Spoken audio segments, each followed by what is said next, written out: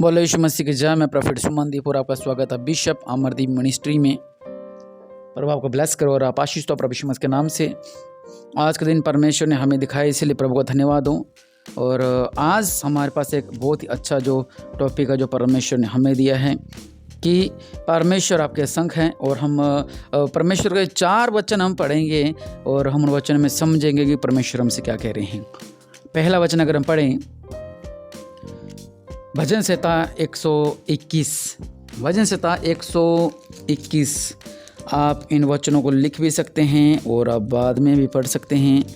और निश्चय परमेश्वर आपके जीवन में अद्भुत कार्य करने जा रहे हैं। वचन कहता है, यहोवा सारी विपत्ति से तेरी रक्षा करेगा, वह तेरे प्राण की रक्षा करेगा। यहोवा तेरे आने जाने में तेरी रक्षा अब से लेकर सदा तक करता रहे। पवित्र बाइबल में रक्षा के हजारों वचन हैं, हजारों।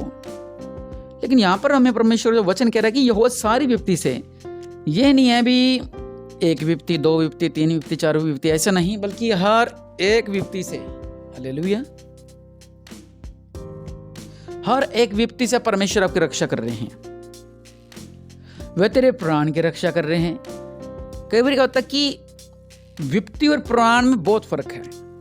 विपत्तियां कैसी हैं कि अचानक कोई ऐसी बात होगी है कि संकट हम पर आ जाता है, और प्राण की ऐसी बात आती है कि अचानक ये हमें मारने आ जाता है।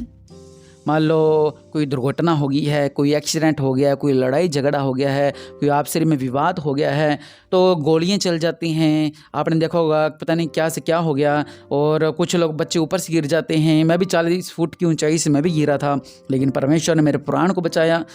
लोगों का 5 फुट पे पैर फिसलता है, हड्डियाँ टूट जाती हैं, लेकिन परमेश्वर ने मुझे 40 फुट से नीचे गिरा था मैं, और परमेश्वर ने मेरी रक्षा की। प्राण की रक्षा की, नहीं तो मेरी जान भी जा सकती थी। ऐसी परमेश्वर हमें विपत्तियों से और हमारी प्राण की रक्षा करते हैं। आगे वचन कहता है, तेरे आने जाने में तेरी रक्षा करेंगे।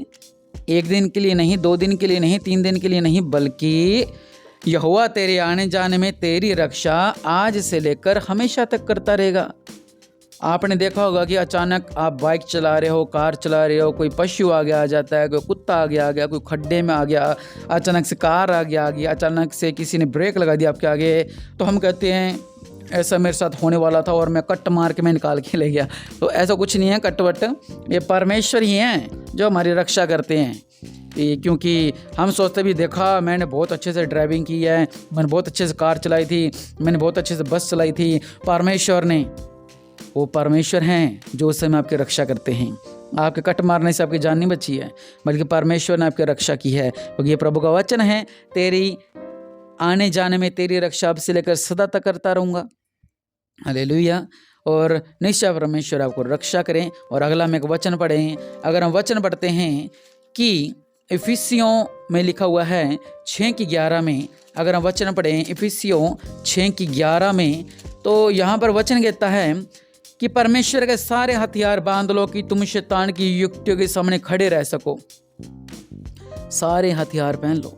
और अगला वचन इफिसियों 6:12 में लिखा हुआ है, क्योंकि हमारा यह मल्ल युद्ध और मांस से नहीं, परंतु प्रधानों से और अधिकारियों से और इस संसार के अंधकार के हकीमों से और उसकी दुष्टता की आत्मिक सेनाओं से हैं जो आकाश में हैं। सबसे जरूरी काम यह है कि हम सोचते हैं कि मैंने गन रख रखी है, मैंने तलवार रख ली है, मैंने चक्कू रख लिया, और मैंने पता नहीं कौन कौन से हथियार आजकल लोग रख रहे हैं। अपने घरों में रखते हैं, अपने दरवाजे के पीछे रखते हैं, अपनी कार में रखते हैं, बहुत कुछ करते हैं वो। उनको लगता है कि हमारा युद्ध ऐसा है, हमारी लड़ाई झगड़ा ऐसा है, लेकिन नहीं।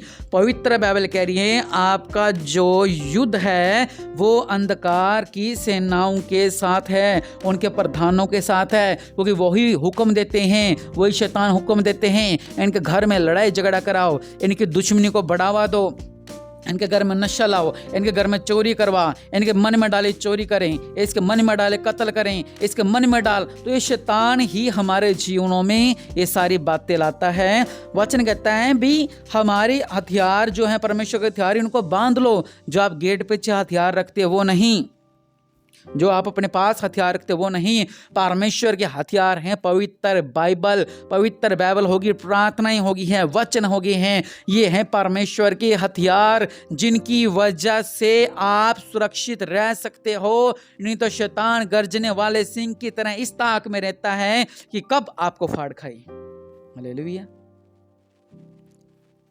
इसलिए जो मेन आदमी हैं, जो शैतान हैं, उससे लड़ें।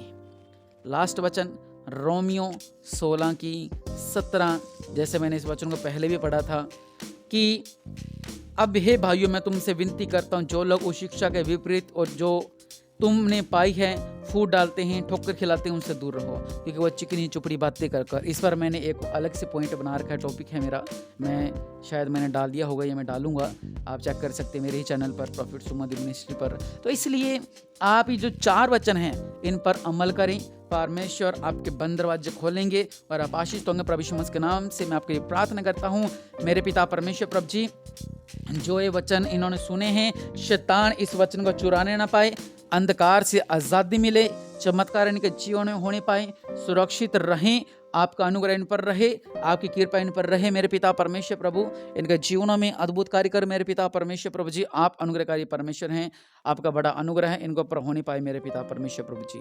और जो प्रभु आपके नाम से जो भेंट दे रहे मेरे पिता परमेश्वर प्रभु जी, आपके नाम से इनके जीवन में अद्भुत कार्य होने पाए मेरे पिता परमेश्वर प्रभु। आप राज्यों का राजा, प्रभु के प्रभु हैं मेरे पिता, जो ये आपके लिए बीच बिज रहे हैं, ये आशीष पाए, ये ब्लेसिंग पाए, इनके जीवन में अद्भुत कार्य होने पाए और आशीष तो प्रभु यीशु मसीह के नाम से, आमीन।